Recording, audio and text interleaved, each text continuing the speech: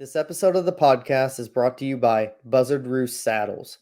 Buzzard Roost Saddles was born in the swamps of Santa Maria, South Louisiana, and their purpose is to get you standing over your next carcass so you can pick 'em clean.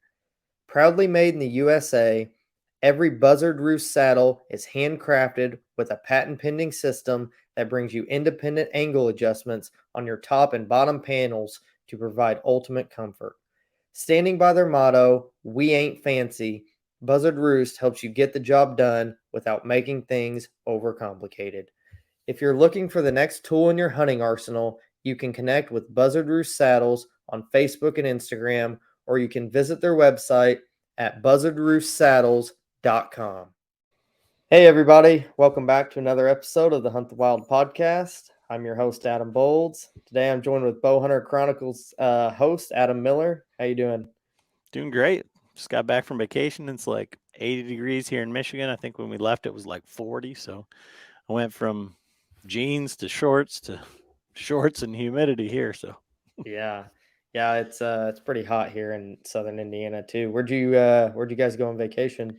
we took it was the entire family, but my 6-year-old, we went to Disney. So we were doing some mouse hunting for the past week or so. Yeah, probably kept you on your toes, I bet. Oh, it wasn't too bad. It was Yeah. it was fun. Yeah. So I'll just have you introduce and tell a little bit about yourself and maybe kind of how you got started hunting and involved in the outdoors. Yeah. So first of all, thanks for having me on. It's always fun to meet up with new podcasters, new hunters, the whole different ways that people do all this stuff. And, just thanks for having me on. Yeah, I'm the host of the Bowhunter Chronicles podcast. I very affectionately am self-proclaimed world's worst bow hunter. And so that kind of sets the tone for the show, right? So it's like we're not experts. We don't pretend to be. We try a lot of gear, we fail a lot, and we talk to people that are smarter than us, and that's why I'm on the show right now. So that's what we do. As far as so my family's been hunting for forever. Um, I got a bow, like one of the little fiberglass metal cable compound bows in my Easter basket when I was 5 years old. Got a BB gun when I was 8. I got a shotgun for Christmas when I was 10 or 12, I think, somewhere in there. Michigan, you could hunt at 12, so took hunter safety and was bow hunting. I took hunter safety, finished hunter safety. We were pheasant hunting, I think 2 weeks later, and just been hunting ever since. My family got 40 acres and a farmhouse in the Upper Peninsula of Michigan for a $40 bad check back in the Depression. And that was the hunting camp. My grandpa was from the UP, so that's the hunting camp that we've had. Farmhouse is long gone. And when I started going up there at 12, I think the first time I was up there was 10. But there was no lights, kerosene lights. There was water at that time, but we did have a generator and an outhouse. And 2 years later, they put in power. We still have an outhouse. We have like a really makeshift shower, wood heat, and we've got a pellet stove now. There was kerosene, but I mean, we have that quintessential like deer camp. So I grew up going up there. Shot my first deer when I was 14 with a rifle. First deer hunt I ever went on with a bow. I missed a deer. So in Michigan, like at that time, you could bait. You can't bait now. In the UP, you can bait still, but like my first deer hunt, we threw carrots out. I set up the stand, no sticks, just climbed the tree with like a $30 super heavy metal steel chain on tree stand. I don't think I had a safety harness of any sort. Climbed up there. Deer came into the bait pile that was like 15 yards away, and I thought, there's no way. It's too far away. They got to get closer. I actually had a knife that I pulled out, and I brought some carrots up with me, and I had shaved them off, and the shavings fell to the base of the tree. And of course, one of the deer came over and was eating them from the base of the tree, and I shot straight down, leaning out, no harness, no anything. Missed, of course, and that's kind of how I started hunting, and then um, uh, killed a bunch of deer with a rifle. I think I killed my first deer with a bow when I was like 20, maybe, and really enjoy that. My wife, her family is like really big into the bow hunting side, um, and so I started hunting with them and started learning about bow hunting. My dad didn't. My dad bow hunted, but he didn't really wasn't really into it like my father-in-law. Like he'd rather be bow hunting than rifle hunting, and so that's just kind of how I got into it. And then I was in the Marines, in the Marine Reserves for 6 years, infantry, and so shooting open sights at 550 meters or whatever, and hitting targets like shooting with a rifle scope deer at 20 yards or 30 yards or whatever the UP swamp would give you. Um, it just didn't seem all that exciting anymore. You see them, you shoot them, they're dead. You know. Now, oddly enough, I went up and hunted with my daughter, and I missed twice inside of 100 yards with the 7 mag and a scope. So I had to eat my words on that one. But yeah, so I really don't rifle hunt very much that often. I did rifle hunt this year. I killed an elk with a rifle in Colorado, and um, missed a few times here in Michigan. But yeah, it's kind of the nutshell of it all. But actually, I really don't hunt that property that much, just because of like somewhat of the politics around it when I was growing up. And those guys, they hunt. Oh, they only rifle hunt. They don't bow hunt. And it was like they were pushing me around, telling me where I could and couldn't hunt. And so I just mainly we hunt public land, pretty much the whole time. So Yeah, it always seems like even your brother, your closest friend, or anything, deer can really separate people when it comes to you can and can't hunt this area. It's amazing. It can tear a family apart real quick. We're best friends or anything like that. no, I mean, so for me, like when I had met my wife and started hunting with my father-in-law, like, Michigan's bow season starts October 1st, and our rifle season is November 15th is the opener. So you have, 46 days in between, 45 days in between, whatever. And, I had probably sat in a tree this year in question, like easily 25 hunts, probably more than that. And we went up there to hunt, and it's typical, I would say, like deer camp, where everybody has their spot. There's this stand here because, as my brother would say, you know, Uncle Barry killed a 7 point there in 1978, so it's a great spot. Like we haven't seen a deer there since, but that's his tree and that's where he goes. And there's all this land that nobody hunts. I said, well, I'm going to go over here and hunt. And they said, well, you're stupid. You can't hunt there.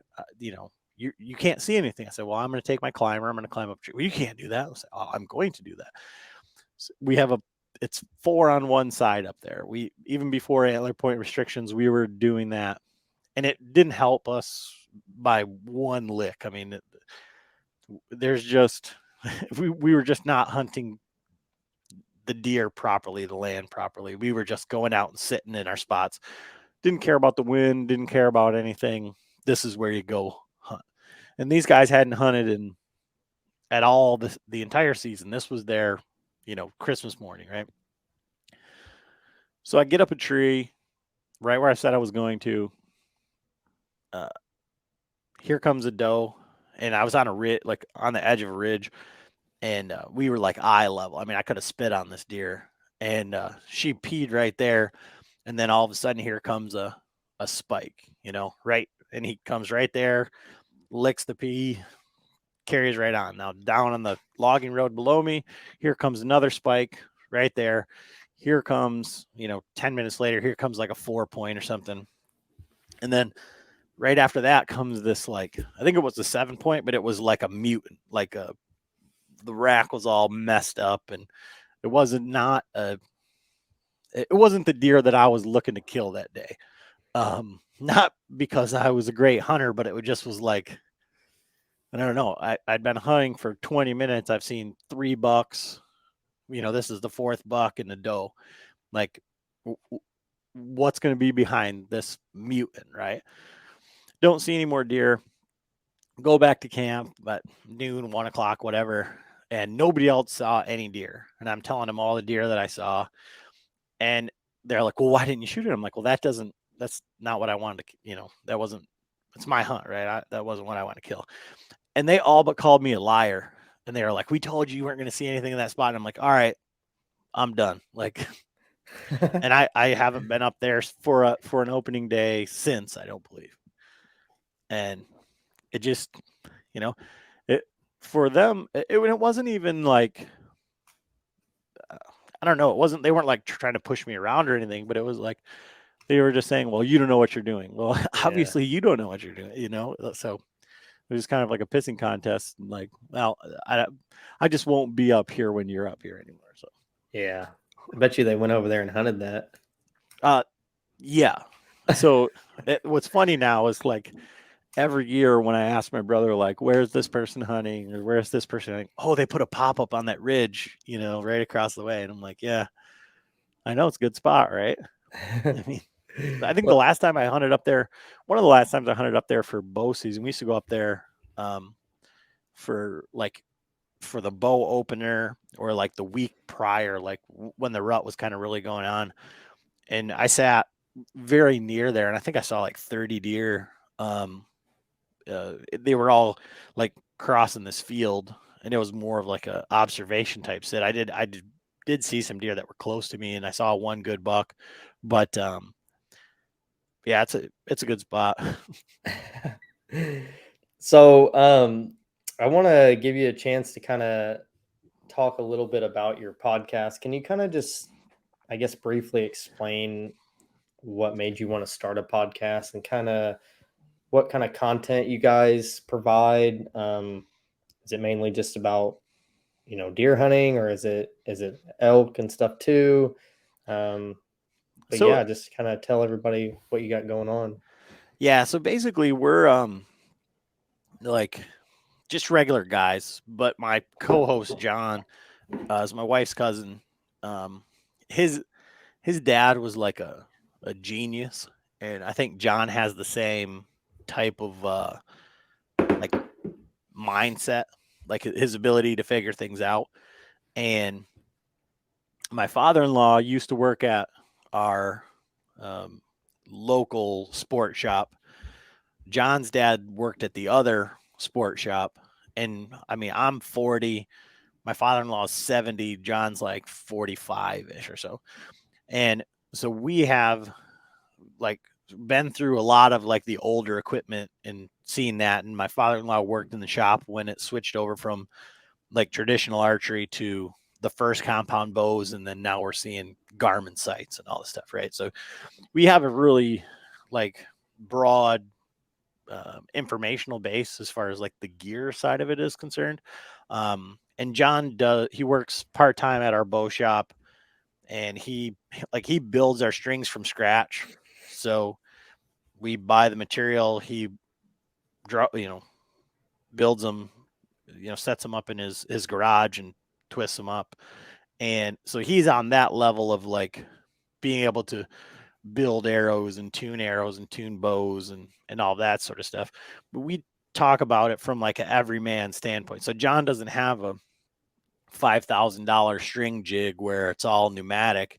I mean, it's a couple of turnbuckles and just a scale that you would see somebody hang some deer from, or that you would have in your garage. And then as far as like the hunting side of it, we're just regular guys that really like to bow hunt. But like I said, I'm the world's worst bow hunter. Now I've killed some really good deer and I've done okay, and that's very disingenuous to a degree, but it makes it easier for the listener because I'm not trying to tell them like this is what I know or whatever. Like this is like what not to do. Where it's I make other people make those mistakes too, right? So we can learn together.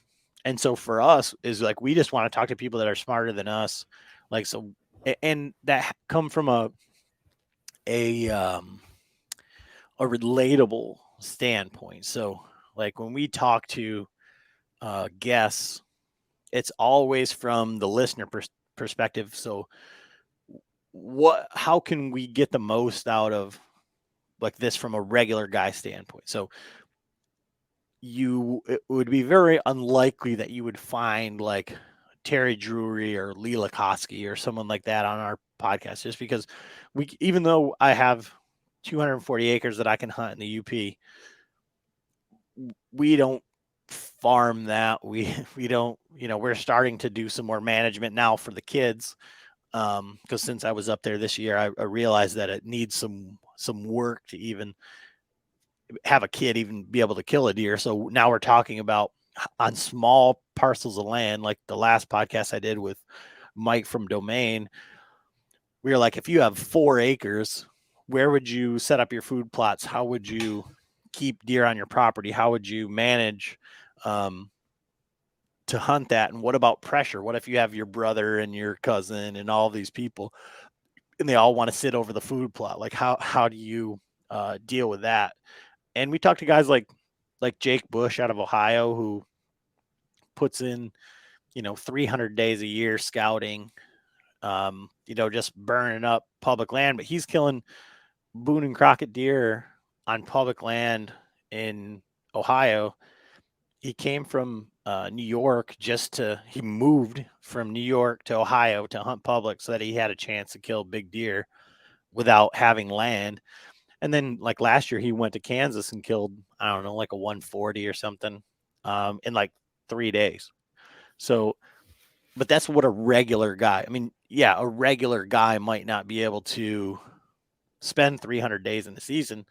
But if you can distill down, your 30 days that you spend in the woods, whether it's scouting or setting your stands or figuring it out, and just take the highest points of like what Jake does, or like Dan Infalt, John Eberhart. I mean, Taylor Chamberlain hunts, the urban stuff out west. But we also have a lot of fun. Like when I say Taylor's name, like I have to laugh because Taylor is a freaking hilarious guy, and he's a guy that I would call a friend now. And I've had 2,000 beers with him and his handler there, Billy, and like those are our friends. But then we deal with a lot of the saddle stuff, and we deal with a lot of companies too. But it's not because most of the things that we talk about, if we talk to a company or something, it isn't like we're just going to have you on. Like we very rarely talk about the equipment. It ends up being more of a hunting type scenario, and all the gear is like stuff that we're familiar with, so we can have an educated decision. Because we've all heard those podcasts where guys are like, oh, that sounds good, or that must be cool, or man, I can't wait to check that out. And it doesn't really do anything because you can't ask educated questions. So like I said, we try to just come at it from a perspective of like, what's the best information that we can get that can be implemented and that is relatable to just about everybody. So, I mean, it doesn't matter, if you're in Florida or if you're in Iowa or if you're in Washington or wherever. I mean, the East Coast, like if you're hunting whitetails, there's going to be some similarities. They're edge animals. Their bedding is going to be set up similar. They're going to use the wind, and and we try and get past like the fluff type stuff. Like, so when somebody says, and I guarantee you've had a guest on your podcast that says like, all right, what's your number one tips, right? Like, wow, how do you hunt the rut or like the pre-rut or like whatever? Like, and they say, man, you just got to go in, you got to find the hot sign. Like, so I'll like just blow up a guest on hot sign because like, what does that mean? Like, Mm-hmm. you know, what does Adam Bowles think is hot sign? Like, what would you, and even if I have to press him and say, like, if you saw this or this or this or this, how would you approach it to get that next level of information? Because hot sign, and if I say, what's the best number one piece of gear, and you tell me boots, like, forget it. Like, those are just, you're just blowing me off, and I'm not going to allow that. Yeah. So, Yeah. I like to get down to the nitty gritty stuff too, because like you said, if you just kind of touch base on it, it's like play the win, but like, what does that even mean? Like dive into it a little bit. But let's transition to whitetails. Um, I know we talked a little bit before the show, and emailing and texting back and forth, and you had mentioned something to me about the public versus private land myth. So I want to know kind of what you were referencing when you were talking about that.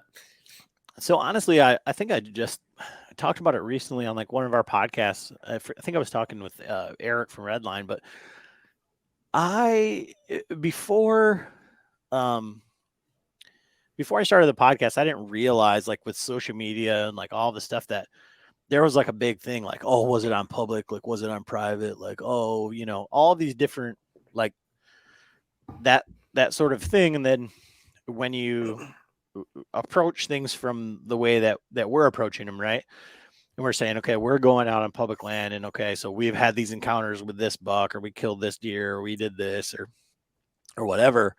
Um, then we start to build relationships with the listeners, and now the listeners are saying, okay, well, we're starting to go out on public for the first time, like, and you've seen it from all of the like, I don't know, like the hunting. Hunting public guys. No, like the hunting. I don't know even what you would call them, but like the make hunting great again, the copper plated sixes, like on Instagram, the guys that are like kind of going back, like they're pushing back at all of the influencers and all of like what everything is, how it's just cool to do that, and they're pushing back like on like the hunting public because they're making shirts and stuff that say you know private landowner, instead of like the public landowner shirts Yeah. and stuff like that. And I didn't really realize that it was like a big like thing because I mean, yeah, I had private land to hunt and then I chose not to hunt it basically. And then we hunted public and we always saw deer, and I didn't realize that I was like learning more on that. And then when I would get a chance to hunt some private land, when you hunt private land, like I guess when you're going in there and you're scouting like the way that we hunt now, or like the way that I've learned from all of these great hunters, that we talked to on the podcast, when you go in and you evaluate an area, like you start to look at stuff and it's like all of the good sign or all of the things where you're like, oh man, you could kill a deer right here. It always ends up being like on a property line or just over like where you want to go. And it's become like for me more of a hindrance than it is helpful. Now, I don't have the ability to, or I do, I guess, have the ability. I don't have like the experience, or it's not all set up yet where I've got all these food plots and all these, pinch points and all of this stuff built and curated on a piece of property. The properties that these guys would say must be nice, right? Must be nice because you have that. But as you talk to those guys, the guys that are actually doing it, they're putting in lots and lots and lots and lots and lots of work, and they're maybe hunting a property 3 or 4 times a year to allow that deer to be there. And it takes, a different style of hunting and something that maybe we can't wrap our head around, right? But like for me, like there's this property that I haven't. Let me see. I don't believe that I've seen a buck on this property that I've been hunting for like 3 years, and I've got a ton of deer on camera. I'm starting to figure out like the actual days. Like I've got it down to like October, end of October, and actually the day before and the opening day of rifle season. Like on my cameras on this scrape, there's bucks, and I mean decent bucks, 110 inch bucks, and in Michigan here, public land, like, that's a deer basically anybody would kill, like in the area that we're hunting. And if that's not the deer that you want to kill, you're probably not hunting where I'm hunting. Like I'm this is not a place I don't think that holds a 140, 125. I don't think that deer exists on that property. But I picked this property because it's the biggest piece of property that has no roads through it. So basically, I have like I feel like free reign of probably 2 or 3 thousand acres. Now, is there tree stands? Is there other guys? Oh, 100%. Have I seen other guys there? Yeah, trucks. Yeah, gun season everywhere. But I don't hunt gun season. I don't hunt when normal people hunt, and I don't access the way that other people hunt. So it's become like a game inside of a game. But it isn't. Now I do know that there isn't like a property boundary that I have to worry about. Like if there is a guy here, I'll just move over here a couple hundred yards, or I'll move on to the next spot where I don't have to go back, get in my truck, regroup, or sit right on top of some other guy. And that's what I think is like when I say like this public versus private thing. I think social media makes it much bigger of a thing, and that I don't know, there is maybe like an allure to it, because when people say, "Oh, I've never killed a deer on public," or "That's the first deer that I've killed on public," it's like before this podcast that I didn't realize the first deer I ever killed with a bow was on public. Like I've killed a bunch of deer on public, but not because it was cool or because I was trying to hunt public. It was like that was just a hunting spot. Mhm. So that's kind of like what I was getting at.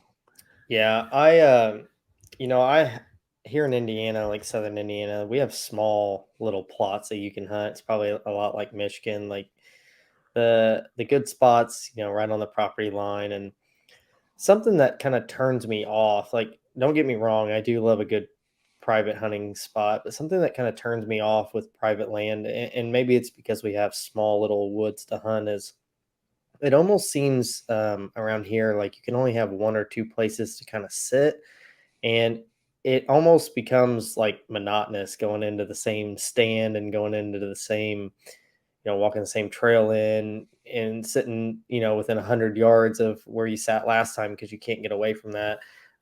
Public around here is definitely, and it probably is everywhere, harder. But for me, I kind of like, like you were saying, I like to be able to move around, and I almost like, I like the adventure of it, not really knowing what's going to happen. There might be some guy, 300 yards away in the woods, blow a bunch of deer towards me, and I don't know.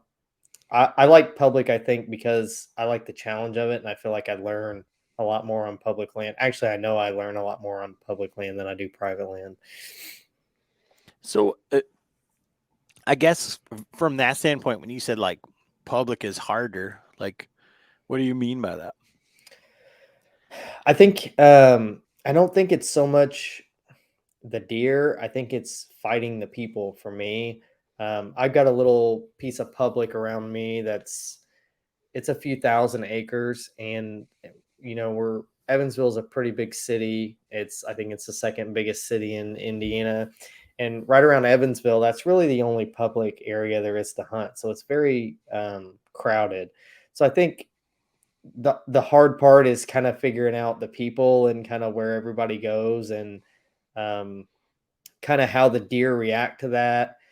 I was trying to kill a 10 last year on this piece, and I found out, every encounter I had with him was on like a Tuesday and a Wednesday.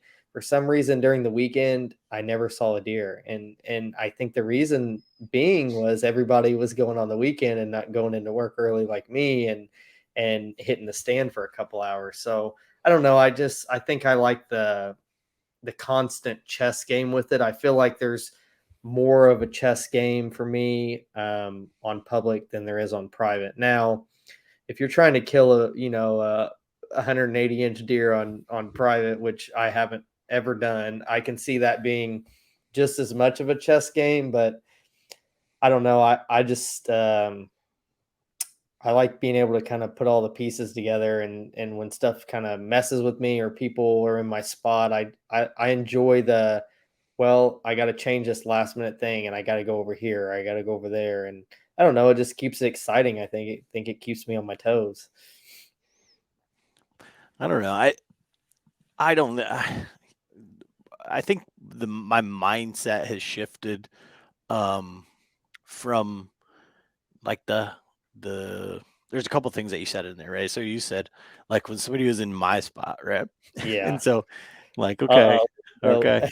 So there's that, but you're really not hunting against the other hunters, right? It's still you against the deer. yeah. And I think like for me, I was when you were saying that, like I think there's one deer that I killed and it was on private. And it was the first buck that I'd killed with a bow. It was a 6 point. And I think that's the only deer that I've ever killed the only buck that I've ever killed that I know of, that I ever saw before, that ever like, and I think that that's one of the things for me that I think is cool about public. And now I'm running more and more cameras and stuff and like trying to figure it out. But I think it's where we're, hold on, I'm sorry. I have that. My phone is, I got to turn it off. I had it on do not disturb, um, but I think not knowing what's coming, right? Like, like going to a spot like that you pick on a map, and it's just like not necessarily blind. Maybe you scouted it before, like whatever, and then going in and saying, okay, here's where I think the deer are going to come from. This is what's going to happen, and then all of a sudden, here shows up this deer or this buck or this, and you get to decide then and there if you want to kill him. Right now, in a situation like you're talking about, like on private or like in an area where you're like, oh, there's this deer and I'm chasing him, like that's that's cool, but I can't really relate to that. I don't have that. But I Mhm. think it's always about like the chess game with the deer of like the deer is bedding here and feeding here. So, and we got to figure out like where he is. So, if a guy is quote unquote like in your spot, right? Why did you choose that spot? Like you chose that spot because that's where you thought you could intercept a deer. But where's the deer going to be, you know, a half hour before that? Or where's he going to be after he passes that spot? Or if he doesn't go there, or if he gets this guy's wind or whatever. Like you're trying to figure out the deer. Like the other hunters, I mean, they're just other pieces that you have to maneuver around, Mhm. And that's so for me, like there's like where I was telling you, there's a scrape. There's I've had a camera on it for a couple years now. I got these deer. This is when they're going to be there. Um, some other guy found that, and that we went in there, and there I had a guy come in. I I it's a cell cam, so I saw a guy come in with a stand and leave with a stand without a stand. Um, he was standing there looking at the scrape. I walk in. I actually brought one of my buddies who doesn't hunt public, but he wanted to see what it was like, and I'm like, if you want to hunt, like, if you want to see how I do it, like, there's a reason why nobody wants to hunt with me in this spot, but I think we'll be good. And that guy's setup was in exactly the same tree that I would have set up to hunt that. Um, I saw that guy in there one time um, when I hunted, and I just moved around him, and he never saw me because I didn't use a light, but I saw his light coming in. I saw his I saw his boot tracks, I saw his truck, like but I don't think he had any idea of like where I was or what was going on, because I knew exactly where he was, and I was in there an hour before him, and I just worked around him. But that didn't dissuade me, and I had that camera on that scrape the whole time, so I knew that those deer were hitting that scrape before daylight, and that was basically an evening spot coming back, and I knew where they moved through on the other side. So it didn't really matter. Like that guy didn't. I wasn't like, oh man, that sucks. It sucked because that's where I was going to put my buddy, and we set up kind of near there, um, just because that guy wasn't there yet. So it just sort of worked out. But like, it didn't even affect me. I've scouted that whole spot like all the way around, so I knew like where the deer were going next. Like, and it wasn't a good win for that. Like when he was in there, like he was there on the wrong day. Now, have you ever dealt with I don't know what the term or the word is, but basically where a guy or a couple guys go in and they just kind of scatter stands around a piece of public, almost to where you feel like you can't hunt it. For example, there's a spot in Kentucky that I hunt, and I did a little scouting there on a field, and it must have been guys that gun hunt because I didn't see anybody there all year. But basically, you got four corners of a field, and there's a double stand in every corner, and then in the center of the field, there's a stand and a stand right across from each other. So they pretty much got that whole field saturated. But have you ever dealt with anything like that where you go into an area and you're kind of like, I want to hunt this, but damn, there's 700 million tree stands around. Like, what am I going to do? You just kind of you back off and find something different.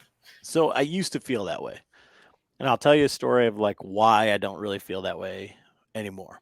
Okay. Um, so this one piece of property that we hunt in gun season is terribly dangerous. Like it's this gas line, and I brought my brother in there like Thanksgiving morning, I think, and like we were up a tree, and there was bullets. Like it's a good thing we were in tree stands because there was like just bullets, like you could hear them crack, and then you'd hear them whiz by, and they were just shooting down this gas line, and there's two high spots, one on either side, and like there's guys in orange on both sides, and like so there's a lot of, and there's a ton of pressure, like tons of guys.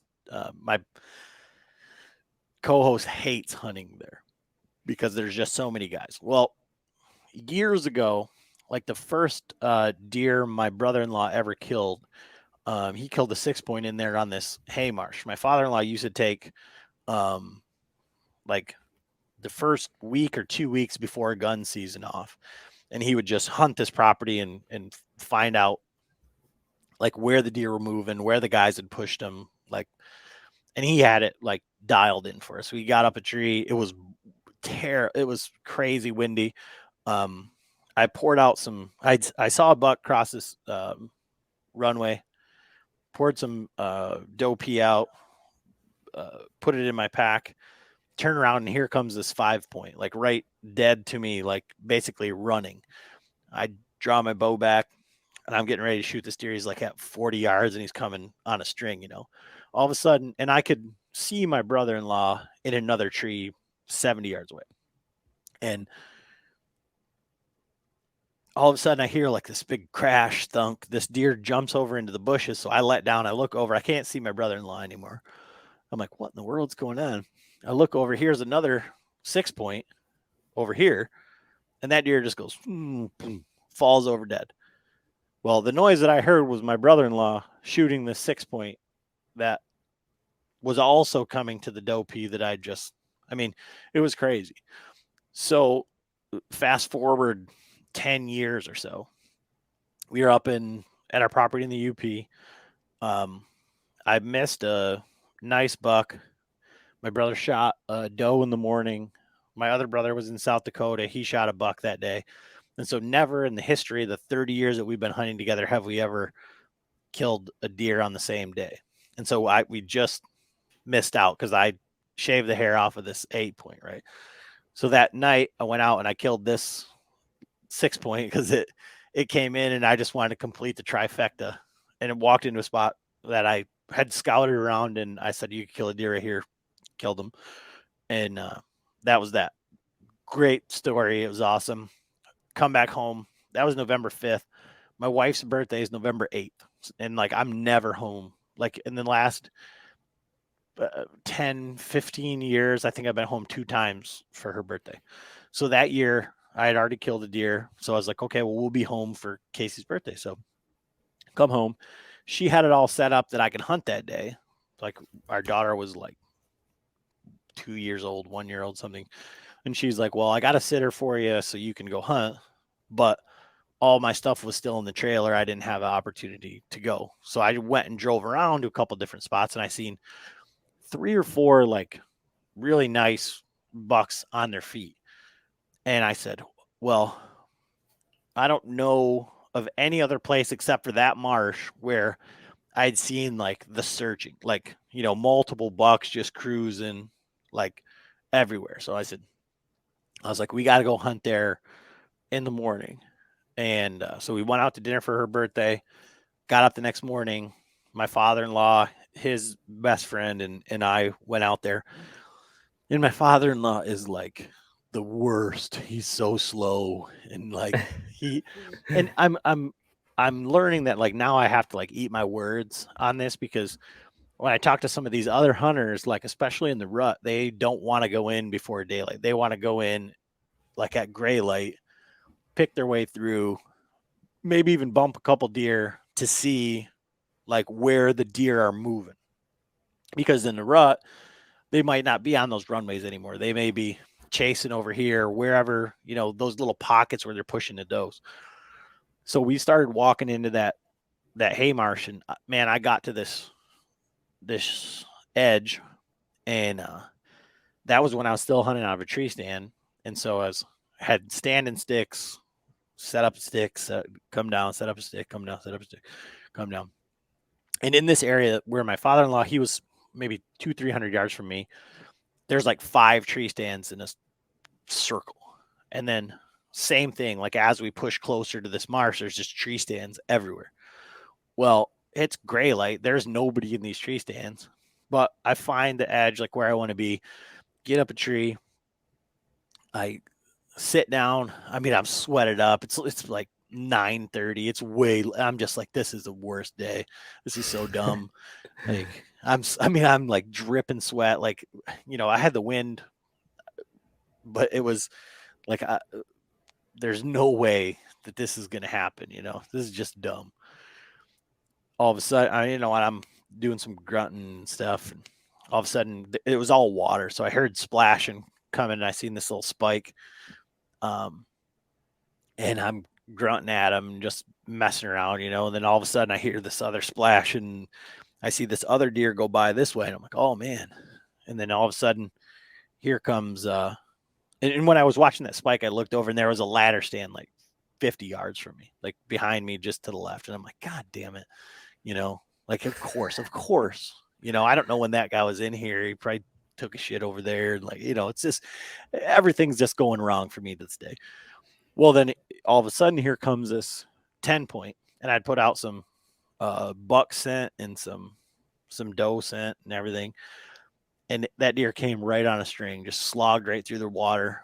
And I shot him at like 25 yards, and I watched him die. He walked over there, 50, 70 yards and just fell over dead. And I was like, I can't even believe it. But here I am surrounded by tree stands. I mean, like where my father-in-law hunts, between where I was at and there, we counted 13 tree stands. Wow. So, but nobody was in them. So like there's, you can't be like, they can't claim the woods. Yeah. It's everybody's spot. I mean, obviously that is everybody's spot, right? So like, what are you going to do? Yeah. And that deer was like, it was almost identical to this one. It had bigger, whatever, the 10th points were, but it was a 3.5-year-old, and he was 187 pounds dressed. So for Michigan public land, that was a hell of a day.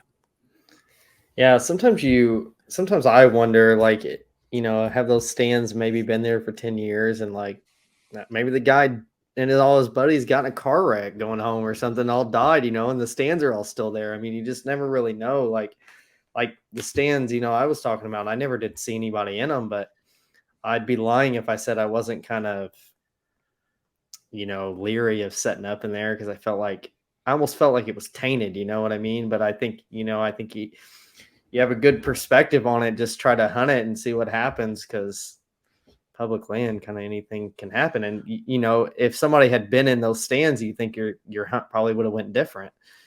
Well, similar story. Like, I don't know if it was last year or the year before. We were hunting that same area, same time, like, except for it was 2 days before gun season. We went in there late, so it would have been November 13th then. Um, got in late, and I was hunting the other side of that marsh, just the way that the wind was.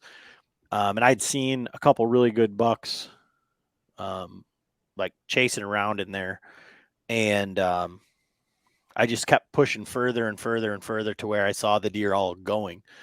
And I had a really nice, like, I think like one it must have got injured or something. Something was up, but it was like it was a 9 or a 10, but the one side was like tilted down like this, like it had got broken velvet or something.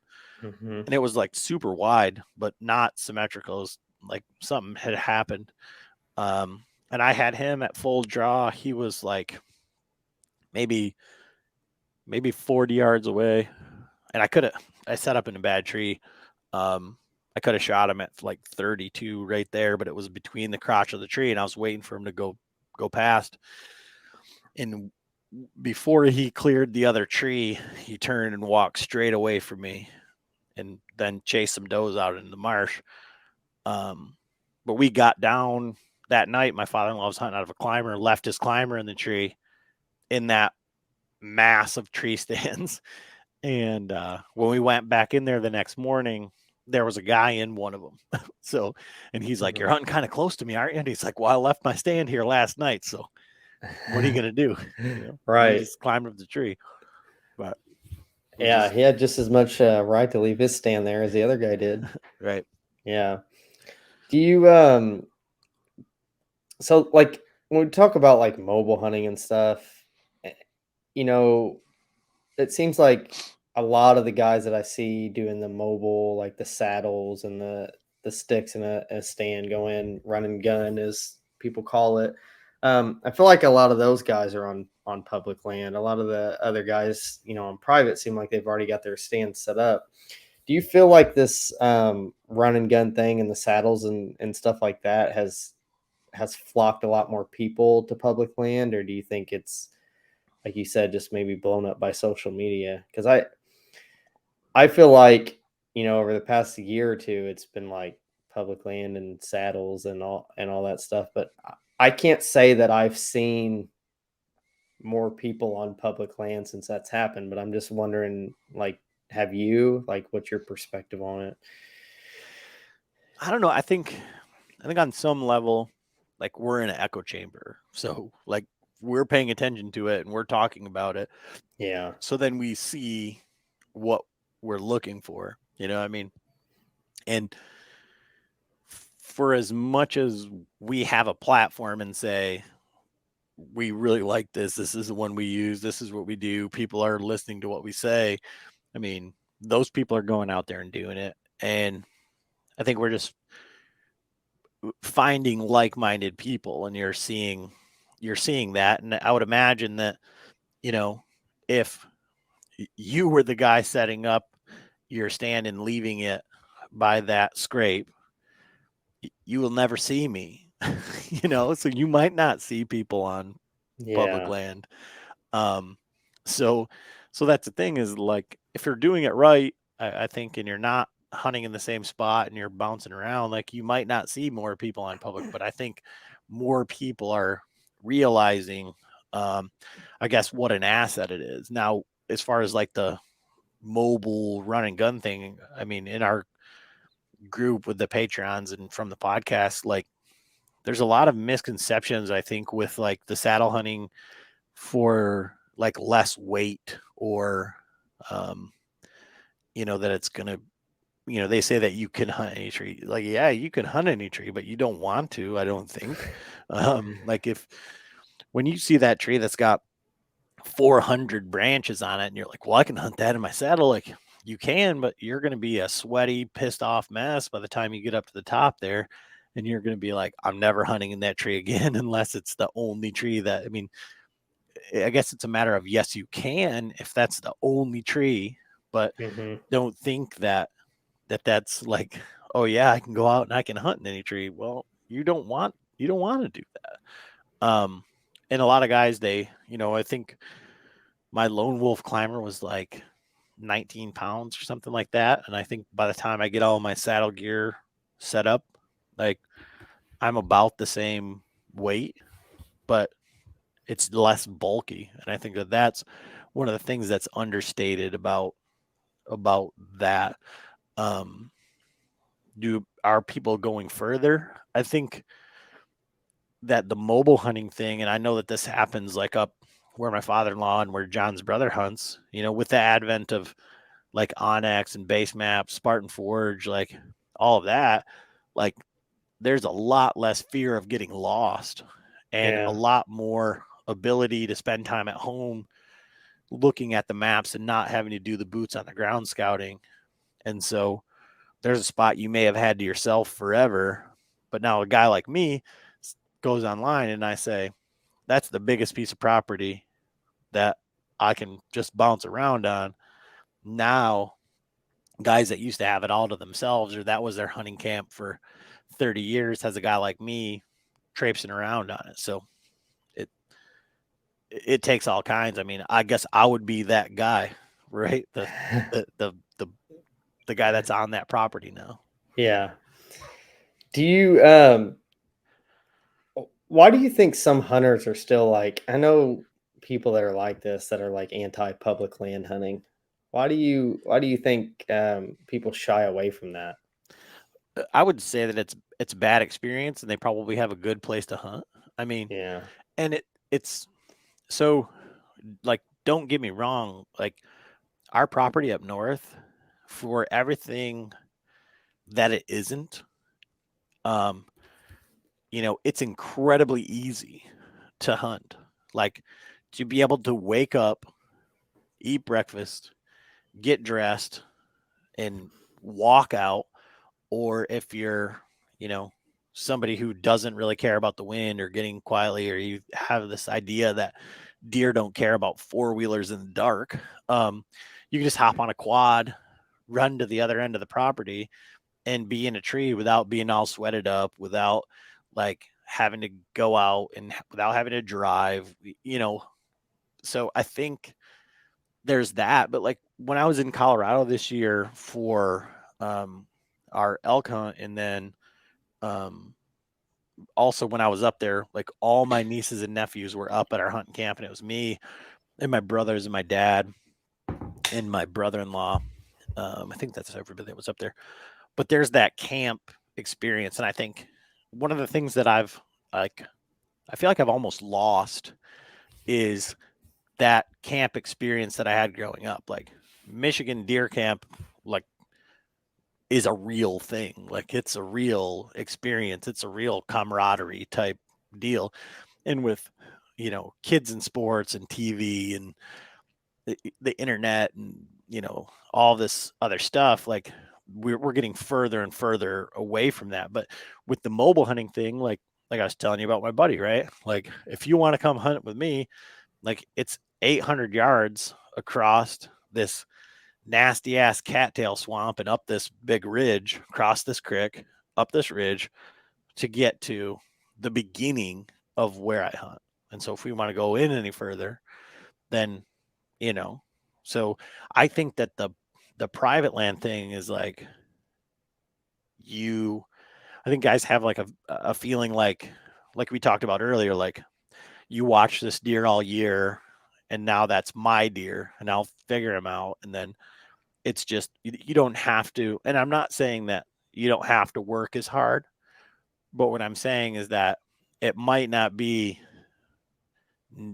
they might say, well, I shot a bigger buck than you did, and I didn't have to get up at 2 in the morning, drive 2 hours, walk a mile, all of these things where I just went out to the field and did it. But that doesn't take anything away from their hunt, but they're just saying it's what you're doing and all of this, how we romanticize public land hunting, or the way that it comes across is like, oh, I kayaked in and then I got my saddle and then I did all of this stuff and then I set up my self filming gear and then, all of these things. Like, they're just saying, you don't need to do all of that.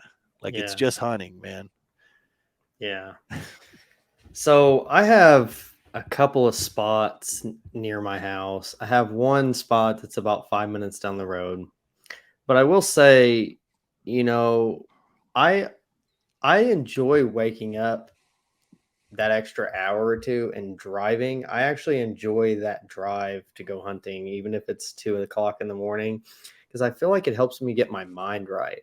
I almost feel like if I hunt a spot that's 5 minutes from my house, I leave and like next thing I know, I'm just like in the stand. Like I feel like when I drive, I can kind of think about what I'm gonna do, my plans. Do you ever feel that way, or do you do anything like that to kind of I don't know. I almost feel like it's like, like a hot shower in the morning to help you wake up. That drive almost like kicks me into gear instead of just kind of rolling out of bed and driving 5 minutes down the road and being in a stand.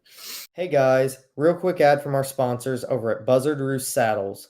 Buzzard Roost Saddles are proudly made in the USA, and their independent angle adjustments on the top and bottom panels provide the ultimate comfort for those long sits. Buzzard Roost stands by their motto, "We ain't fancy," and they help you achieve your goal while keeping things simple. You can connect with Buzzard Roost Saddles on Facebook and Instagram, or you can visit their website at buzzardroostsaddles.com. I can see that. I mean, I don't really have any places that are like that close.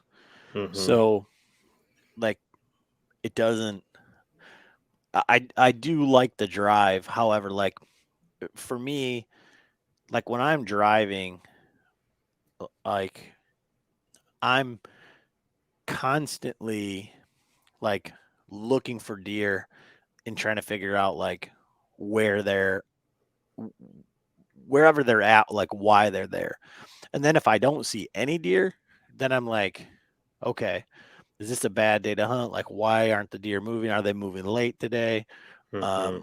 What's going on? And then, like, I mean, because the one spot that's probably the closest for me to hunt, um, is like this big weird ag property, and like I'll pull in there, and so you'll see, I'll usually see deer like running all over, and like I'm immediately like rolling down the window. I'm like looking at the dust in the headlights to see like what way is the wind blowing. Like, is it saying like what the weather said it was going to do?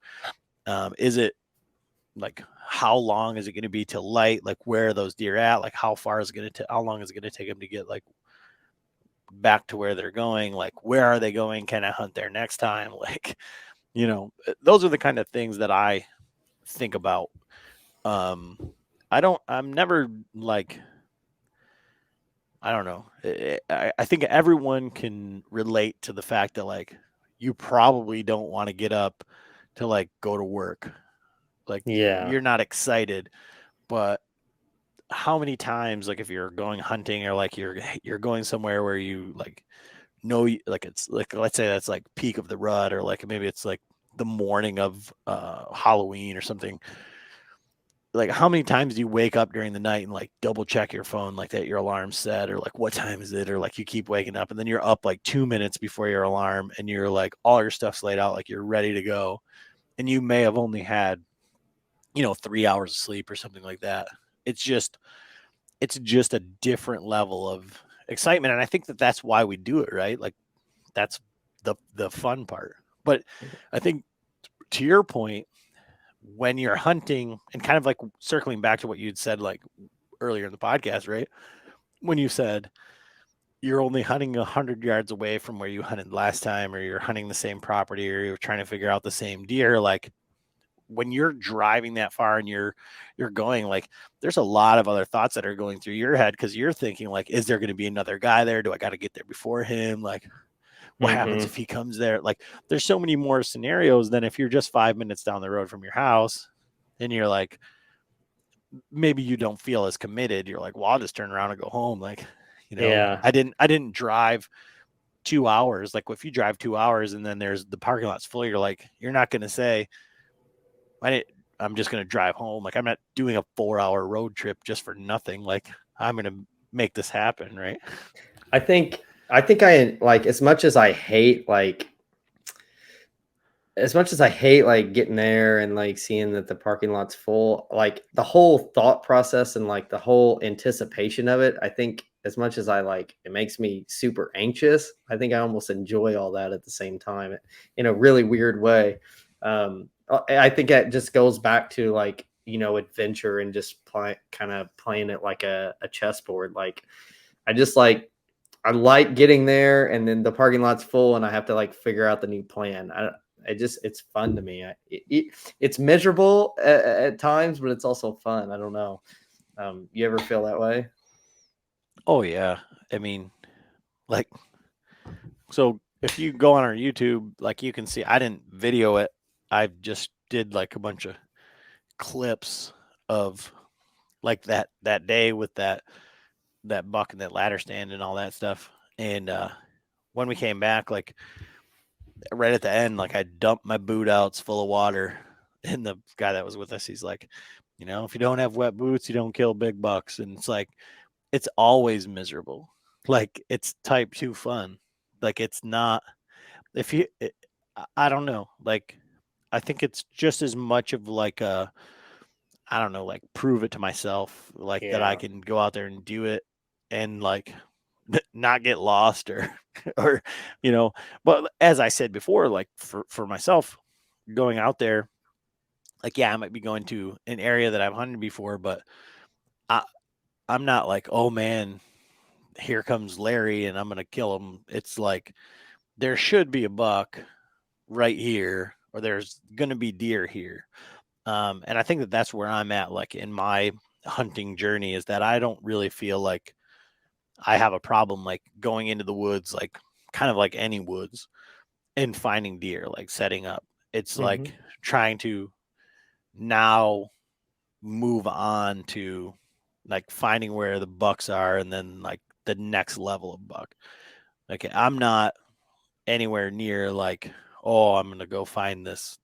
Always only on Pope and Young. I can that that buck poop isn't big enough for me. Like I'm on to the next one. Like no, it's just just going out there and trying to figure it out, and that's what I like about it. Like is not the I don't care about other guys. Like I'm confident that I'm going to get away from people, so I'm not too worried that there's going to be guys out there.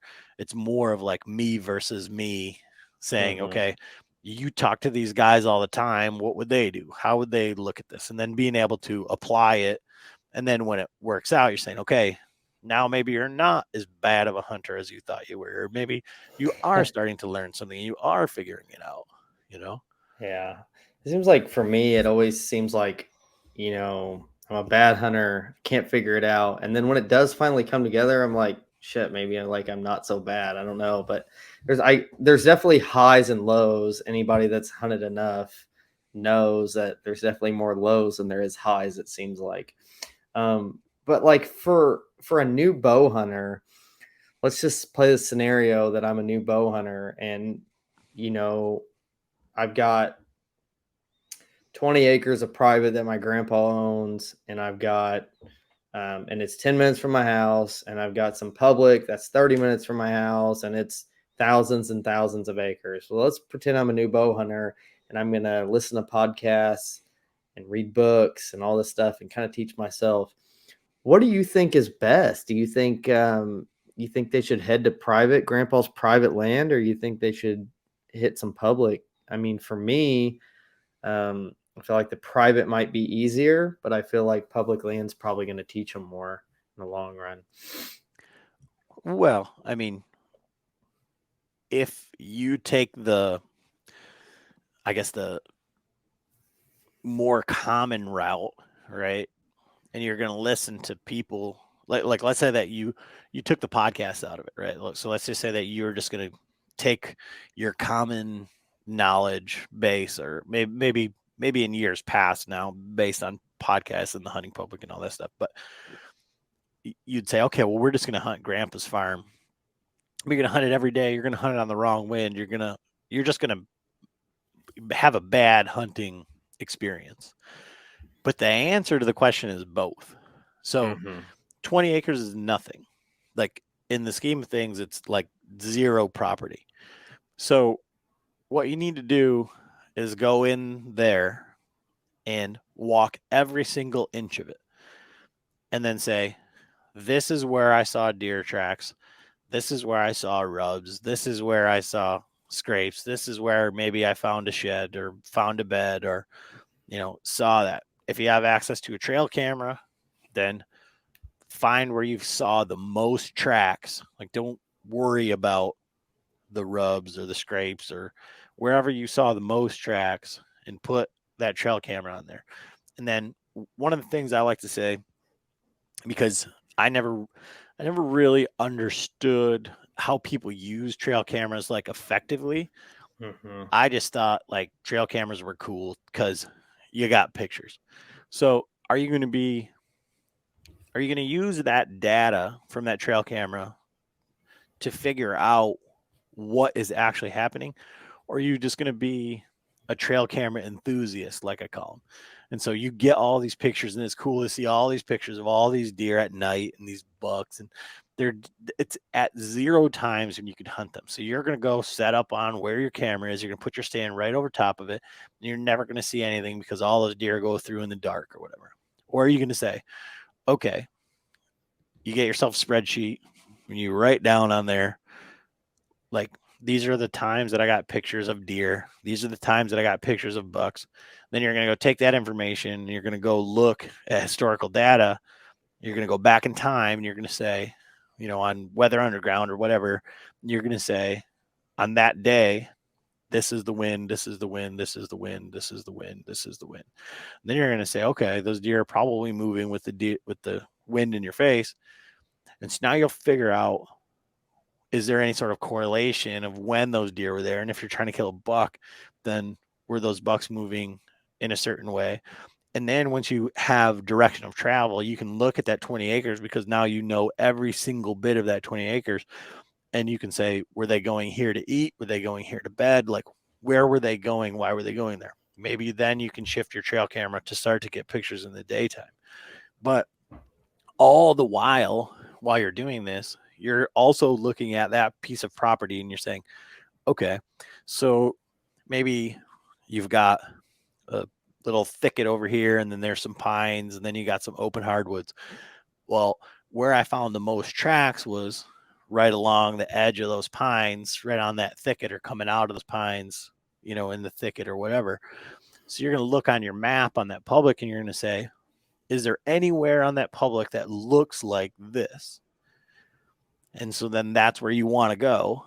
And is there anywhere on your property that you don't see any tracks or anything, or any deer, or, no movement whatsoever? Then you can probably look at that area on your map of your big giant public and say, there, I can't hunt there. There's going to be no deer there. And so you find the areas where you think that there's going to be deer that kind of look like where you see tracks on your 20 acres, and then go there and try and correlate it. But then also, like, as you're looking at that from a new hunter, like a brand new hunter perspective, let's throw the 140-inch buck out the window. Let's say that you should have small goals. So, like, let's say if you're going to be a mobile hunter, and that's like how you got into this and what you think is cool because you've been listening to podcasts and stuff, your goal should be like, let's start out with a very small goal. Get into the woods without forgetting anything.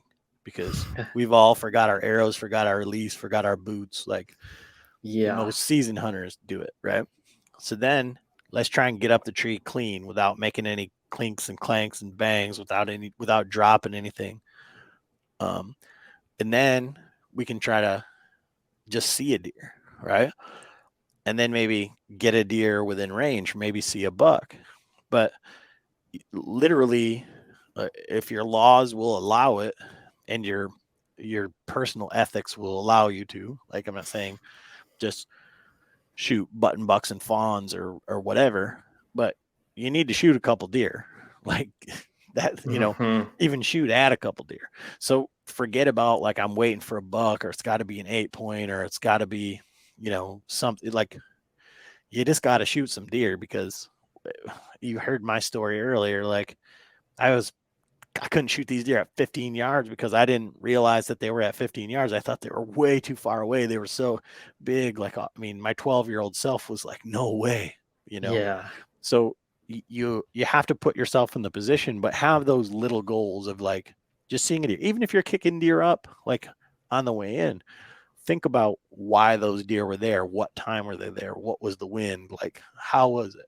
But to think, whether it's on your private land or not, that you're just going to go in there, hunt it to death, and you're going to be successful. You're going to have a bad experience because your expectations are going to be way up here. And you're going to be like, man, and this is something that like. I didn't realize until like talking to all of these really good seasoned hunters. Like a lot of times they'll have a day that they can hunt. So they head to the woods, and if the wind is wrong, they don't hunt. They'll scout with the wind in their face, or they'll go to another spot and they'll use that time as effectively as possible to get as much information as possible. But they're not going to just hunt a bad wind because they can, or a spot that they're not confident in. They're not just going to sit there to sit there. They may like scout their way around the woods all night, and then it's 20 minutes before dark or something, and they're in a spot. They may get up a tree, or they may just stand there or go back to the best spot that they saw that day. But they're not going to like a predetermined spot on a bad wind. And that's something that I didn't like. I never wrapped my head around. It's like, I'm going to spend all my time in the woods, and, I'm going to be successful. I'm just going to get lucky. But it doesn't really work that way in nature. I mean, if you think about all the times that you try to hunt so hard, or you try to press it, or like whatever, and that's when you got busted, or you didn't see anything, and then you didn't see anything on the next few hunts because unbeknownst to you, those deer smelled you, a long ways away or something like that. So for a new hunter, like knowing that you can spend valuable time in the woods even during hunting season, that doesn't have to be on the stand. So let's talk a little bit about like expectations for new hunters. So you always turn on TV or Instagram or whatever it is, and there's a big old buck and all this stuff. But in reality, like not every property is capable of holding deer like that. Not every state has deer like that. But I feel like a lot of people see that and they see like a 140 or 150, 160, and they're like, they're a newer hunter. Maybe they've been hunting 1 or 2 years. They shot a doe and they shot a spike. And after they shot the spike or a basket rack, they're like, I'm going to kill a 150. But then they hunt their land and there's like no 150s. And maybe, people get turned off maybe by that because they can't, kill deer like the people are doing on TV and Instagram. How do you kind of, I guess, what would you recommend for people? I mean, obviously you can't kill a deer if it's, if it's not on your property. Like, um, I guess, like, do you just try to kill the biggest deer on that property if that's like your thing is you want to kill a big deer? Because obviously you can't kill a 140 if he's not there. Well, you're right, but I mean, I would come at it from a much different perspective. And I would say, how many people do you know that have killed 150s, like personally, that you can ask, and then ask them and figure Mhm. out how they did it. And it doesn't have to be like where they did it, but that's essentially what we're doing on the podcast, right? We're Yeah. saying, okay, so how do you figure that out? And the expectation thing is like, do you think, well, I guess anyone can kill 150, right? Anyone can get lucky, but the ability to repeat that or continually put yourself in that position. And so I would almost say, okay, so you killed that basket rack. How many have you killed? How many times have you had them in range? How many basket racks have you passed? Because you can't kill all the basket racks and then hope to kill a 150. They don't, the ones you kill don't turn into 150s. So, I wish they did. so, so that's, but these are like realistic things. Like, and one of the things I love to do, um, both on the podcast and in like regular life, is like to play devil's advocate. And it's like, so please tell me how you're going to go about that. So if you're saying, well, I'm going to kill a 150 on my property, like, so let's take my property in the UP, right?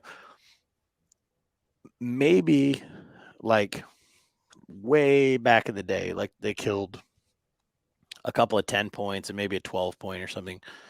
And they probably scored, we'll say 130, 140. I'm just going off of pictures and like whatever. But in recent years, we haven't had any deer that are even close to that. So we can say, why is that? How is that? But what can we do? Well, we can start running trail cameras. We can start adding mineral sites. We can start like planting food plots, but we have to commit to not killing the small deer and letting them A, feel comfortable on the property, and B, like actually grow to be that size. So that would be like the realistic side of it. If you were saying, okay, well, I want to take my grandpa's property and do that. If you want to take your grandpa's 20 acres, it's going to be very, very difficult depending on your location or whatever, maybe easier. But um otherwise you can say, okay, so let's choose a state like Indiana, right? Choose Indiana. Okay.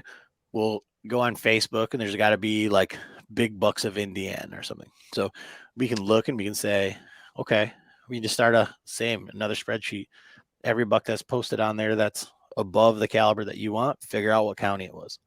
So then start narrowing it down. Go to the Indiana State Record Book, say, okay, where's the state record? Where's the top 10? Where's the number one bow buck from? What year was it? So let's go there and just start looking at more and more recent years. Okay. Then try and correlate that with either land that you can hunt, leases that are available, public land, and then start to figure it out, all of those things. So, when you talk to guys that kill big bucks, like that's how they do it. They don't say, like, well, this property is near me. I didn't realize like how far these guys travel, even within their own state, 3, 4 hours to go hunt an area just because that's where the big bucks are. Like, and Mhm. that's where they feel like they can kill a big buck, you know, and that's why we hunt out of state, right? So you want to go, why do you put in for points for Iowa? Why do you get it a Kansas tag? Why do you do that? But that would be like realistic expectations.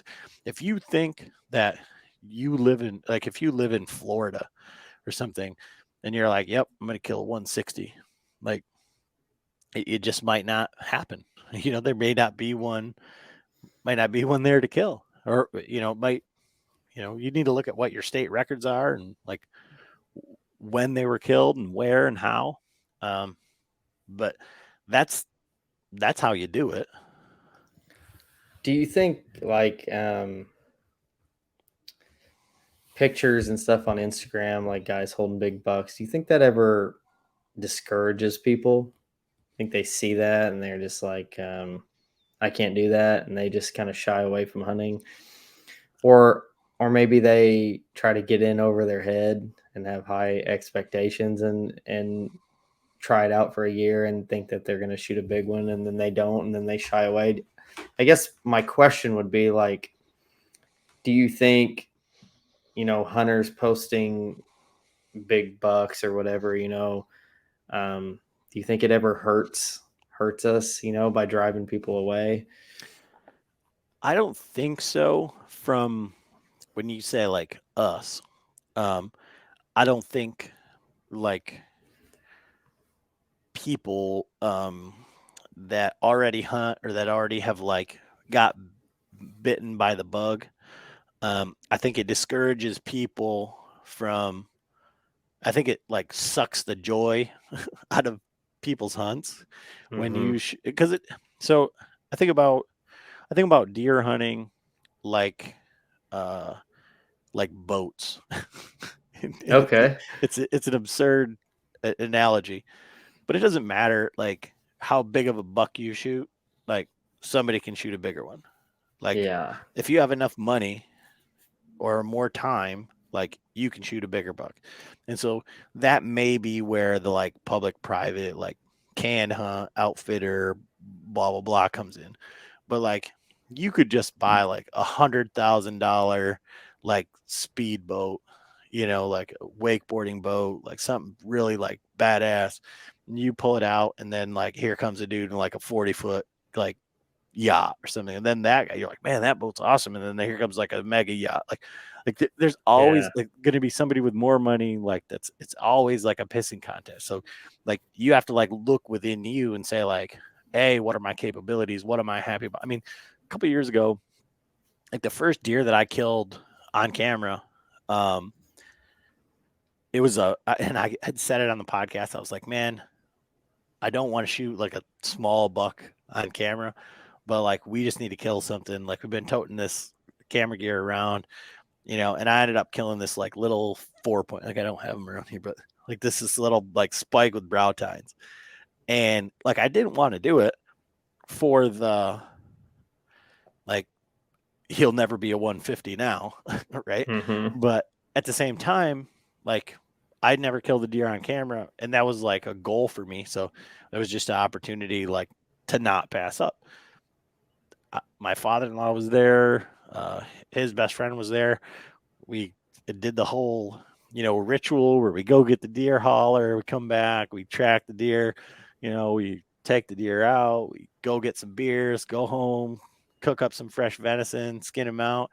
Like nothing better, right? I posted that picture of that deer all over social media, put that video on YouTube, and I got so many people saying thank you for doing that, because like I have a platform to like, Yeah. and now I'm saying like, oh, we killed this, like, and if anybody said, oh yeah, nice tiny buck, like fuck you, like I don't care, like you know what I mean. Exactly. But I Yeah. got, that was my tag, my hunt, my decision, and I'm that's not something that I want to do, and that's not something that I necessarily advocate. Like that's not necessarily the deer that I'm chasing, but at the same time, it met a goal. It was the right deer for the time, and it's just what it is.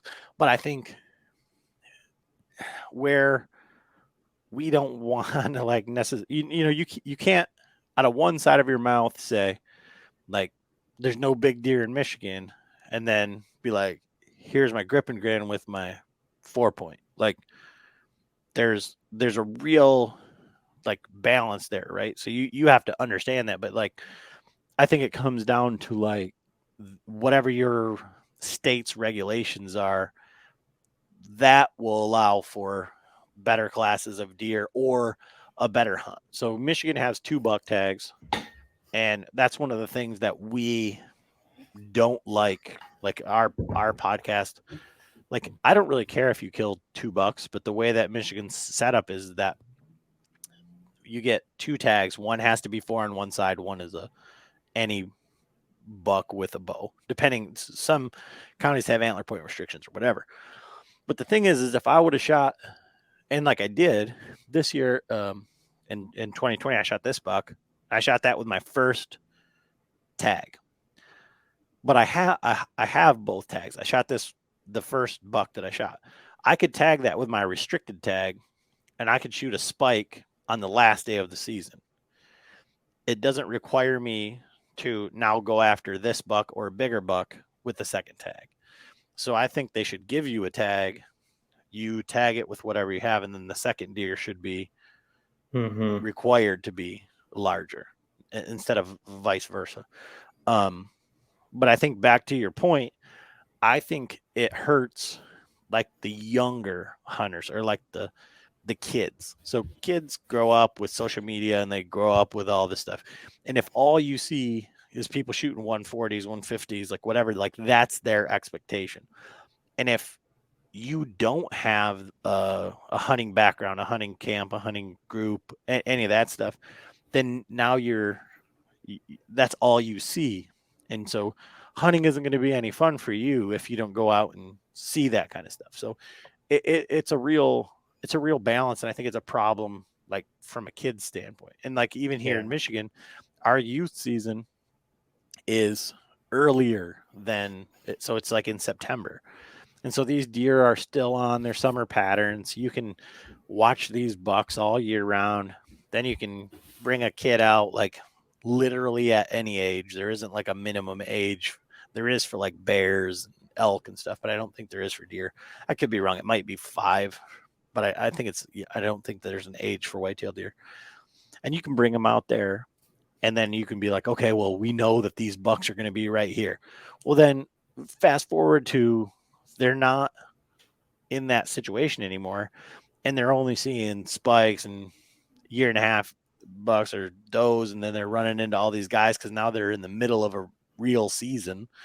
Mm-hmm. Um, it doesn't become fun anymore because they're not where all the bucks that I was seeing, in September. So I think from that side of it, it's setting people up for unrealistic expectations.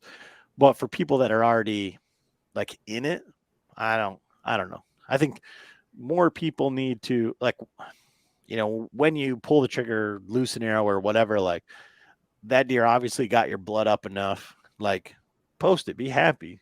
Like if I mean, don't only post the wins, post the like the losses or like the misses or the any of that stuff. Yeah. But I think that's like the transparency is kind of what's ruining it. I kind of want to jump into some saddle stuff. I'm curious on everything that you pack into the woods when you saddle hunt. Is it other than I guess the saddle and the ropes and all that stuff? Do you take anything that you would not normally take when you do like a hanging hunt or you use a climber or something? Or is it all pretty much the same gear, just add the saddle to it? No, I think it's the same. You know the the gear hangers are a big thing with the saddle guys, and public land safe. Like don't screw anything into the tree. Yeah. Um, but other than that, I don't think anything is like that different between the two. Um, I prefer like when you say the ropes and stuff, like using the ascenders, like a rope man or a Kong duck. Um, Even if you're using sticks of any sort, like one of those on your lineman is like invaluable. If you don't know what I'm talking about, like here's one as a rope man one. So these are only supposed to be used on larger than 8 millimeter rope. Like most of the new ropes are 8 millimeter. Um, so you're not supposed to use this, but um, a lot of people do. But a Kong duck is louder and it's a little bit bigger, and that works well also. But it allows you to use that lineman belt one handed, and I feel personally that it's much safer. But it's a lot easier. I mean, it makes it a much better experience than trying to mess with a prusik one-handed, and then especially like prusiks or Swabish hitches like in a situation like where it's raining or it's been snowing or your stuff gets wet. Um, like we've all had like our swim trunks on tied in a double knot and we had to pee and you're trying to get them out and you have wet knots. Like it sucks. And so when you're fiddling around with that at 12 feet, 15 feet, 20 feet, and you're trying to adjust that, and then you got to use both hands and you're hanging from the side of a tree, like it's it's very frustrating to say the least. Oh, what kind of saddle and what kind of sticks do you use, or are you a multi-brand guy, or? Yeah, I mean, so hold on. Excuse me. We have like used just about every single saddle known to man. Like I think you're using the Buzzard Roost. I've been talking with those guys and they're making me up a saddle right now, but I haven't tried that one. But when we started our podcast was like right when Tethered like launched all their stuff, and then Trophyline relaunched, and Latitudes out of Grand Rapids here where we're at Mm-hmm. nearby. So we've hunted out of just about everything, and so it's not necessarily brand loyal, and it's almost by design. We're not working with any saddle company just strictly to be or to try to be as objective as possible. So it doesn't sound like it's bought and paid for. That like, oh yeah, this is. I mean, I have a saddle that's been given to me by um, just about every company. So yeah, they did provide me a saddle to talk about, but I've bought equally as many saddles too. So this past year, I hunted basically, I think all of my sits were out of a Latitude Classic. Um, I did when I was in Colorado elk hunting. I did bring the Dryad Dre. I hunted out of that um, off of a ring of steps and just basically at ground level. But just for the first 4 days of my elk hunt, I towed my bow around, and then the last day I shot one with a rifle. But the sticks that I used last year was Trophyline sent me a set of their sticks and their wingman. So prior to that, I used the Beast sticks with the Artisan Outdoor Fabrication tiny little platform. It's like I think it's like 4x12 or something like that, but it just bolts right on the top of the stick. And I really like that. And then Trophyline came out with a wingman, and so I wanted to use that with their sticks to see how it worked as a system. Um, and their sticks are too short for me; they're 17 inches long. So I added on two of them, two of the Timber Ninja cabelators, and with that setup, with the two cabelators, the four. Well, I use three 17-inch sticks, and then the wingman comes. It's on its own stick. It's just the top. Um, so I use that, and I prefer that setup because I do not like setting up a platform.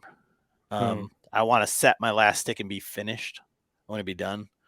No more. Like think about it. Like one of the things from a saddle perspective is like less stuff, less bulk, less steps.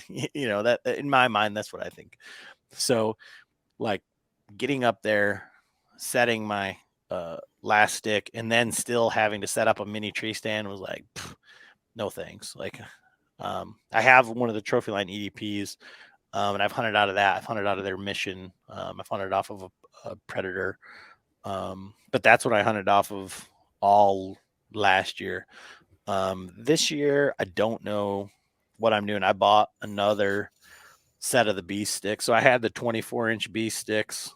Um, and I sold those last year because I knew that I would use them if I kept them. Like I really like the bee sticks, so I bought another set of I bought the 20-inch bee sticks, and then I bought 3 cabelators for those. And I'm not sure exactly um, what I'm going to use for a platform. I may try and put that wingman on one of the bee sticks. I don't recommend that. It's not, nobody's ever done it that I've seen. So I have a one sticking setup over there. I think John's going to use that this year.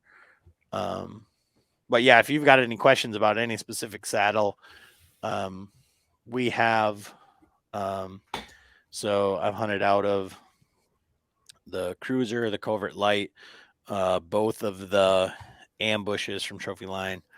My first saddle was a Mantis. We have a Phantom, Cruiser XC. I bought an Archon. I have a TX5. I have the Trophy Line, the leather one, that new Pro. I sold / traded my Phantom for a Hawk saddle, just kind of to get it off the street because I didn't want the guy to use it. And I hadn't played with one or like had one to like show people to compare. Another Michigan company is Tuber Saddles, Tubor, I think. We have one of those. I had one of their prototypes. Those guys are cool. But I mean, we've used like just about everything to be able to, like I say, have a conversation. So if you say, like, what saddle should I get? I can say, what's your hunting style? Are you hunting private or public? Like, what sticks do you have? Like, how, do you do all day sits? Like, what are you looking for? Because they're all different. If anyone listening to this needs saddle advice, it sounds like you need to send Adam a message because he definitely knows a ton, and it sounds like you've messed with just about every brand out there. Yeah, and that's one of the things, like through our like Patreon, saddles, for all intents and purposes, they're not something that you can just go to the store and get. I mean, they're becoming more and more common, and there's going to be more distribution with Tethered being in stores, Latitude's in a few stores.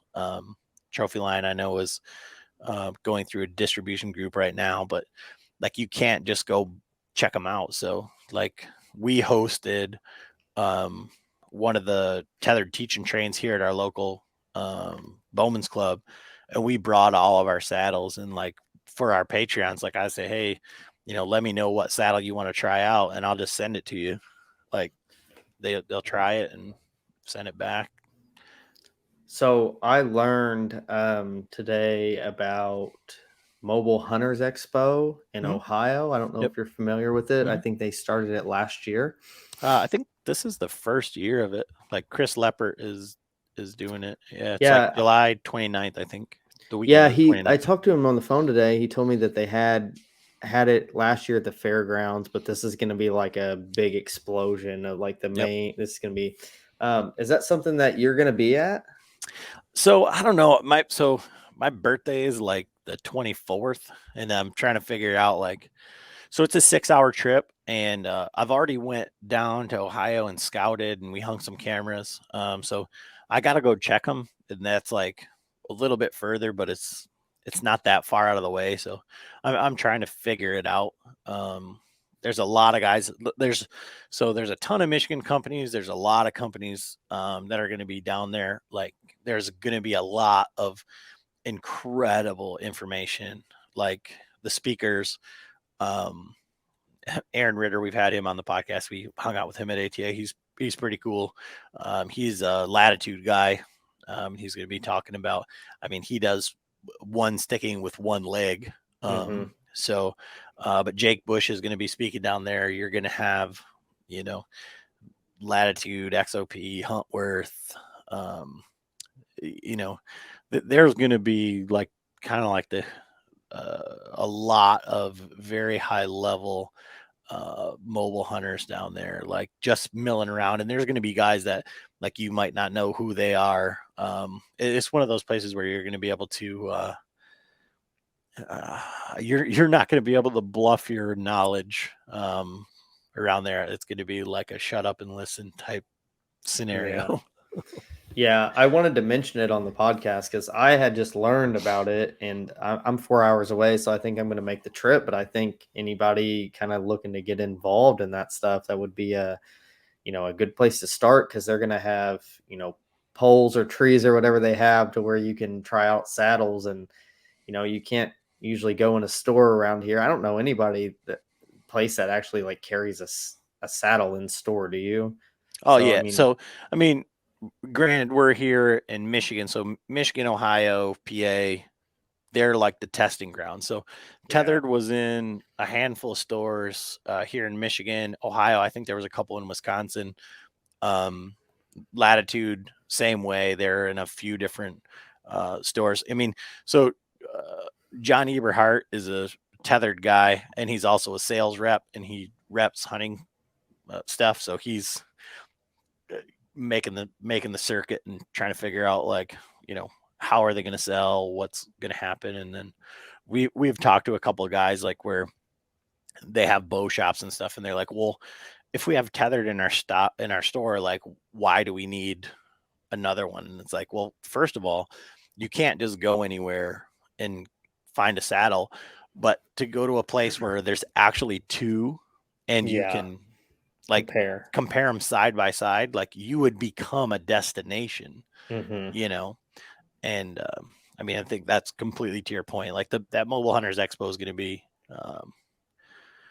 there's going to be a lot of companies there, but uh, we're just really fortunate here in Michigan that there's like tons of people. Like if you're a listener and you're in Michigan, or if you're close to the Michigan border, like Austin Cantola lives just a half hour away or whatever. He's out of Ravenna. They're doing he's Genesis 3D, and he puts on a very similar thing where like the guys from Eastern Woods Outdoors, Dano, and those are you know, that's like I don't know, like the saddle hunting, um, like Joanne Fabrics. Like, so you can go Yeah, buy AM steel, you can buy all the pieces and parts to build your own sticks. Like you can buy, um, all that stuff, and like the Amsteel guy, and then like all the Michigan saddle companies will be there. Like, so we're just fortunate that there's a lot of Michigan companies, so it isn't really hard for us to like reach out to somebody like, oh, you're in Michigan, oh, you're right here, like, yeah. yeah. Well, hopefully I'll see you down there. If not, maybe I'll see you at some kind of other show or something. But I was glad I learned about that today because I don't know. I feel like that's a place to gain a lot of information and meet a lot of cool people. And I've never been to a show, so it'd be interesting. Um, I feel like I could probably make this a 4 hour podcast, but unfortunately, we can't go that long. So I'm going to wrap it up here with probably Sure. a question. And you're pretty good at answering stuff. So I'm sure you won't have any problems with this, but might be kind of difficult. Um, I guess what's the number one problem or issue that you see among hunters, or I guess mainly in the hunting industry? I think it's marketing. I mean, I think we as podcasters or whatever, like maybe part of the problem. Like everything is the newest, latest, greatest, and you know, I love gear and I love stuff.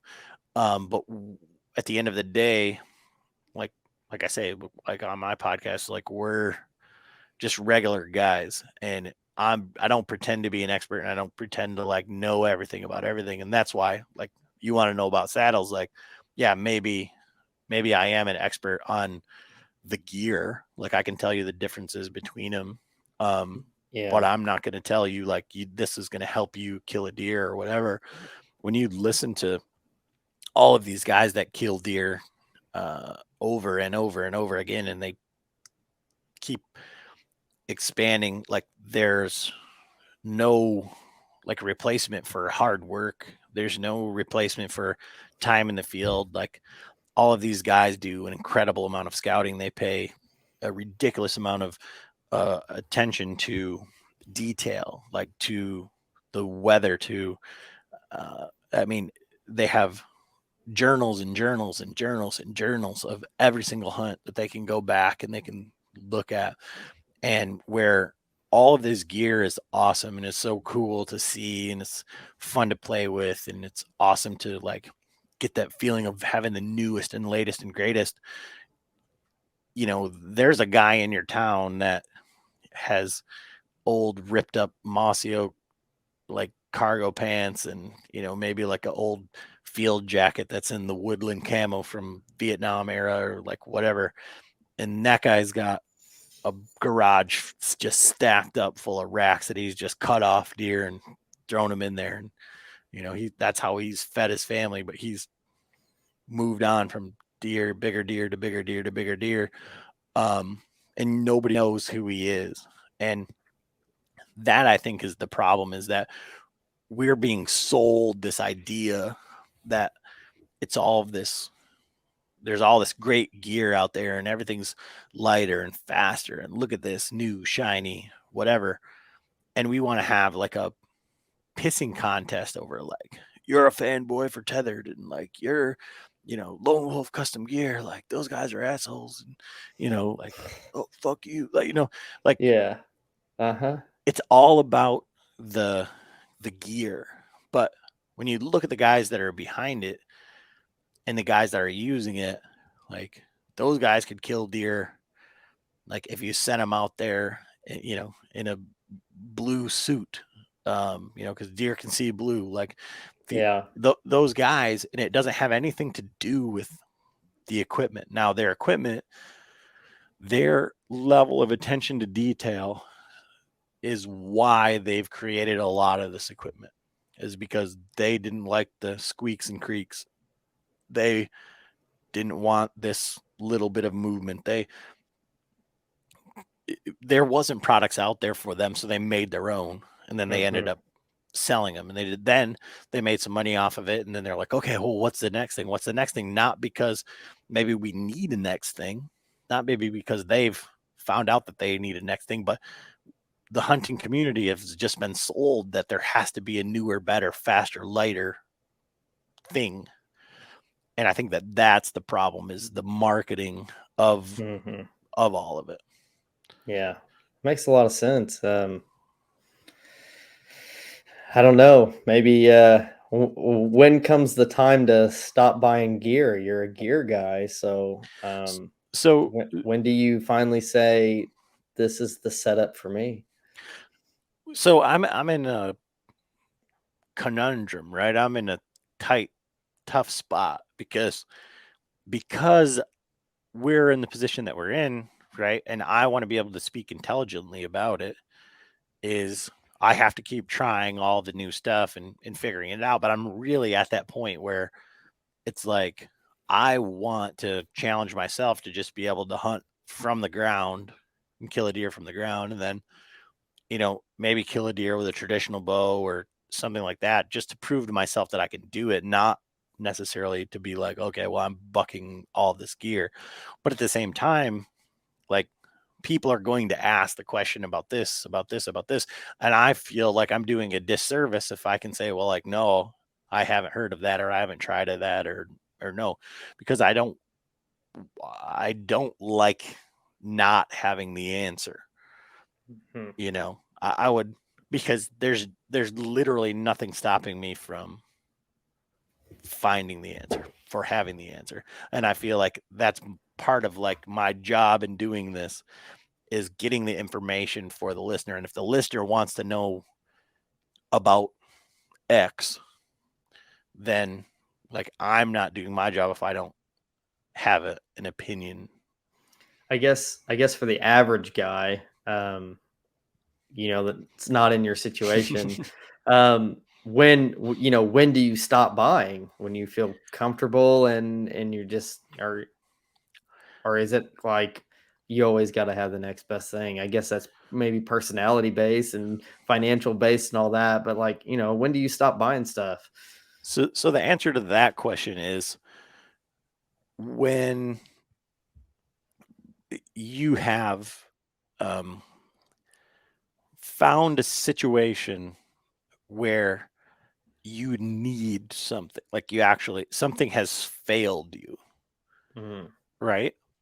One of the best things that's out there, from the standpoint is, Born and Raised, when they did their Land of the Free Part One. And if you're not familiar with Born and Raised, they are some dudes out of Oregon who like made a pact years ago that they weren't going to kill anything that wasn't on film. And they started making DVDs, and then they they said, we're not going to do YouTube. What's this new YouTube thing? And then once they started doing YouTube, they really blew up because they're very good at what they do. But their thing from the start was buy tags, not gear. Like, and one of the things that you can think about is like, think about, and I showed Adam like around my room, like all of the bazillion hunting pieces of gear that are here, um, that are just sitting here.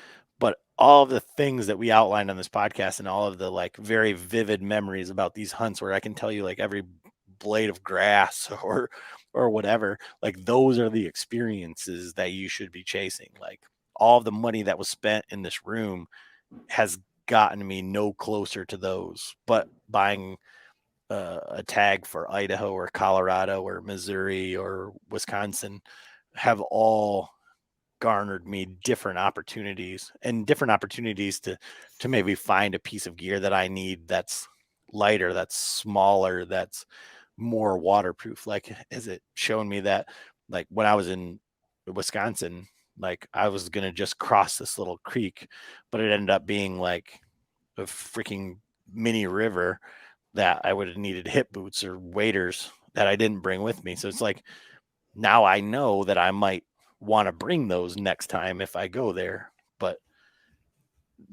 all the other crap that I had in my truck, just in case I needed, that wasn't in there. Like, all of the duality of system that I had, because I needed two of these and two of those in case I lose one or in case one breaks, like none of that helped me get across that creek, you know? Yeah. Yeah. I don't know. I think for me, I still haven't, I feel like I'm always, every year, I'm like, I got it all this year. Like next year, I don't have to spend any money. And then the next year rolls around and it's like, I need this. I need this. It's like, oh no, do I really need it? Like I got by last year without it. So I don't know. I think it's just one of those things that you have to, once you feel comfortable, I guess you stop buying gear if you ever get to that point. Um, but I appreciate you. I know it's a long show; it's almost at 2 hours, but I appreciate you taking the time and coming on. It's a really good show. Um, can you tell everybody where to connect with you and kind of what platforms you're on? Obviously, you're probably on Apple and Spotify for your podcast and everything, but Instagram and Facebook and all that stuff. Yeah. I mean, we're anywhere that you can. You can find a podcast, anywhere that you can find social media. Just look up Bowhunter Chronicles podcast.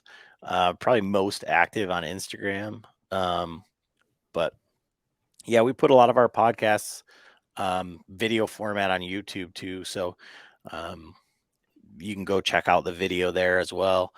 But and then we put some hunts on there, some gear reviews and stuff. Um, but yeah, I mean, we're fairly easy to find. I think we've been doing it long enough. So, but yeah, thank you for having me again. Super easy. I mean, I could talk hunting all day.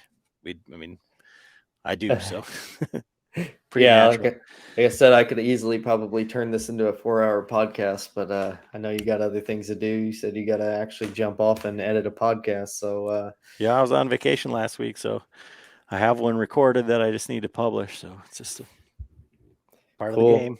Well, I appreciate it again, and I'll be in touch. And sounds like I know who to go to if I need any advice on sticks and saddles and that sort of thing, because it definitely seems like you've been around the block. Yeah, a little bit. So All right, anytime. all right, I appreciate it, Yep. and we'll see you. Yep. Later. Hey everyone, thanks for tuning in to another episode of the Hunt the Wild podcast. If you enjoyed the show and it's brought you some sort of value, I'd love if you could give me a rating and a review. Just a few seconds of your time can help me better understand the type of content you all enjoy, and it would mean the world to me to hear from all of you.